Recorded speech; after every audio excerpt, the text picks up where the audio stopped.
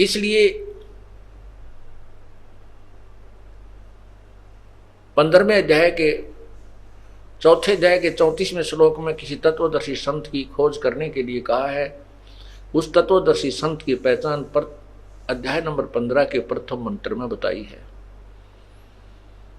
कि वो तत्वदर्शी संत अर्थात वेद के जानने वाला वो संत होगा जो सभी उल्टे लटके संसार रूपी वृक्ष के सभी पार्ट्स के बारे में, सभी अंगों के बारे में, जड़ कौन है, तना क्या है, डार क्या है और शाखा कौन है, पात क्या है, ये बताएगा। वो तत्वदर्शी संत होगा। स वेदवित्, वो वेद के तात्पर्य को जानने वाला है।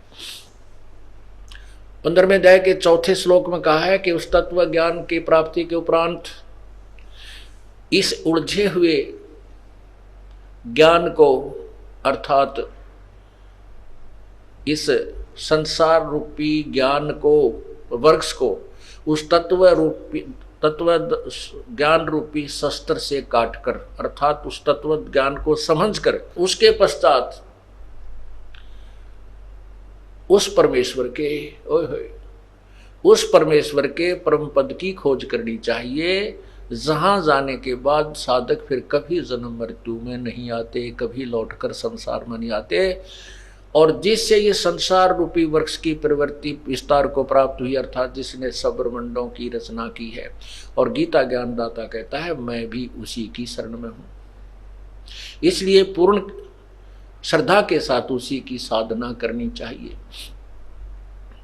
गीता अध्याय नंबर 18 के श्लोक 64 में कहा है कि अर्जुन, तुझे सब वेदों से भी एक और गुप्त भेद बताता हूं कि वही परमात्मा, वो तत्व ब्रह्म, वो परम अक्षर ब्रह्म, जिसके विषय में 18वें अध्याय के 62वें श्लोक में जिसकी शरण में जाने को मैंने कहा है, वो मेरा भी पूज्य देव है, मेरा भी इष्ट है। तो इससे सिद्ध हुआ कि गीता और वेद गलत नहीं है।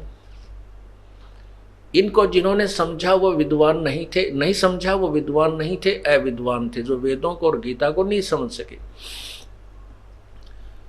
जैसे महर्षि दानंद जी वेदों को एक श्रेष्ठ और सत्य शास्त्र मानते हैं। उनकी अपनी सोच है, उनके अपने कथन है कि वेदों के विरुद्ध अगर किसी की भी टिप्पणी है, कोई विवेचन है, वो मान्य नहीं। और वो खुद कहते हैं परमात्मा निराकार है, और वेद कहते हैं, यजुर्वेद अध्याय नंबर 5 के मंत्र 1 में 2 बार प्रमाण किया है परमात्मा से शरीर है, और उस परमात्मा का सबके पालन करने के लिए अर्थात सबकी संभाल करने के लिए भी एक और अन्य शरीर है जिसमें अतिथि रूप में प्रकट होता है। अतिथि का अर्थ होता है जिसके आने की कोई तिथि पूर्व निर्धारित ना हो, अतिथि मेहमान रूप में आता है। विश्व कहते हैं अग्ने तनुरसी, यजुर्वेद अध्याय नंबर 5 के श्लोक मंत्र 1 में लिखा अग्ने तनुरसी विष्णुवे तवा सोमस्य तनुरसी, 2 बार गवाही दे रखिए। अग्नि माने परमेश्वर, हे परमेश्वर आप, तनु माने शरीर, सह शरीर रसी माने हैं, आप सह शरीर हैं अर्थात आप साकार हैं। अग्नि शब्द भगवान के लिए इसलिए प्रयोग किया है कि उसका शरीर नूरी है, तेज पुंज युक्त है, बहुत तेजों में है। फिर विष्णुवे तवा सोमस्य तनुरसी, तवा माने उस, विष्णुवे माने सबके पालन करने के लिए, तवा माने उस, सोमस्य माने अमर पुरुष का, तनु माने शरीर, असी माने है सबके पालन करने के लिए अर्थात सबकी संभाल करने के लिए भी वो परमात्मा अन्य शरीर धारण करता है, और वो फिर यहाँ अतिथि रूप में आता है और सबको सत्य ज्ञान रूपी भक्ति से समृद्ध करता है। और वही अतिथि रूप में आया भगवान